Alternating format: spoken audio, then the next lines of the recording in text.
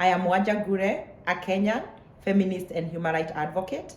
I've spent the past 18 years working alongside marginalized communities, adolescents, girls and young women, women in their diversities, LGBTIQ people, sex workers, and people who use drugs across Eastern Africa and Africa as a continent.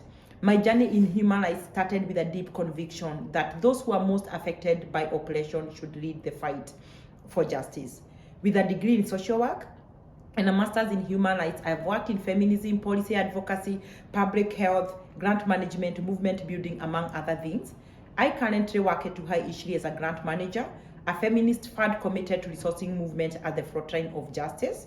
We've been in existence for 15 years, where we have resourced movement across 7 Eastern Africa countries and organizations who are doing Pan-African advocacy, ensuring that funding reaches those who best understand their own needs. And our work is informed by 4 key areas. One, lived realities of people, where we center the voices and experiences of community in all decision making. And also our work is informed by public discourse that helps us in shaping the narratives to challenge discrimination, create safer spaces, even as we try to do advocacy, to support our communities, to do advocacy, to be able to push for legal, political, and social environment that is conducive for their existence, as we also try to build movements that ensure that we have long-term sustainability for grassroots activism.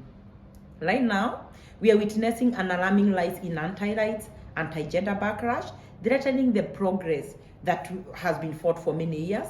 And in response, we are providing emergency response funding, investing in sustainability, as well as pushing more donors to invest in communities through philanthropic advocacy. And even in doing all this, we are still experiencing very many challenges that have been exacerbated by 1, shrinking civic space, 2, anti-gender movement, and also the tension between the urgent needs and long-term resilience, requiring us to be both responsive and strategic.